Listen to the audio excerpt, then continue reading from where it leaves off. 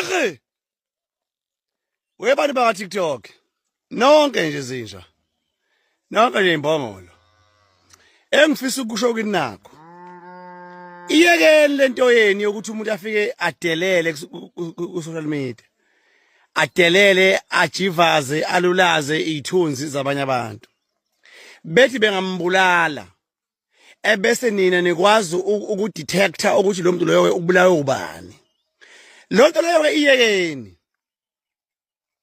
hey out thabani hlatshwayo lamasimba othi usiqiniseko wabulawa usiyamiyeza amasimba lawo maybe let me help you kanje alikho icala elivala forever enkantolo unless there is sufficient evidence so njengamanje if ukuthi ayekho umuntu okaboshwa ngicala likasiqiniseko hamba epolice station wena eNiger la kwavula khona idokodo likasiqiniseko ubatshele ukuthi unalobufakazi obusha nabo yes and then usiyameza boshwe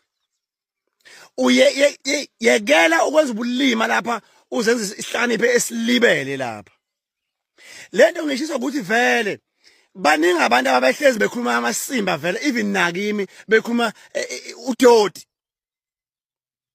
including naye usiqiniseko lo owathi mina ngabuyela udubule omunye wabo loyo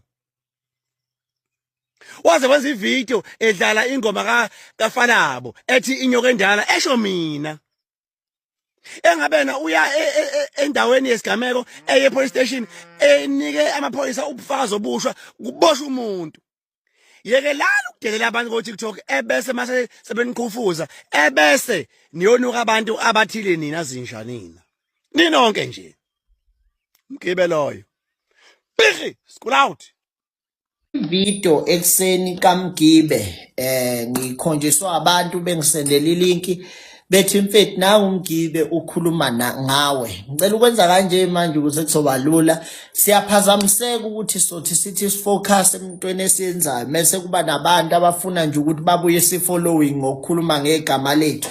So I won't tolerate any of the videos that are going to come after this statement that I'm releasing. I'm no longer gonna be part of people that wants to argue with me. I am not going to do that because you guys definitely you are time wasters, rotten potatoes who want also us to be rotten, and I'm not gonna be paying attention to you because you distract us a lot. There's a lot of time and a lot of things that we did not do when we were attending to Lonely Care, who is claiming to be born in a kingwood. But now I am just going to tell you that I am not going to be attending you guys or responding to any of your videos. No matter if you do a video, you must just know to me that you are just like a pamphlet, just like a statue.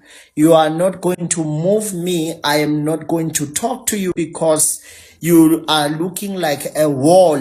It's like an extra communication system where you speak with an object that can never be responding to you. So I am not going to respond to you. This is my decision. Whatever comment that you make in my name, I don't want to lose focus on collecting monies of people then start to face you, because once I start to do that, everything in my side it stands still. So angengize ngikhone ukuthi ngilibele ngiphendulana nani, ngizofocusa nje ngifocus ekuthenini silanda imali zabantu, then nina uma ngabe ninezinto enizishoyo then zidiscusseni nabalandeli benu.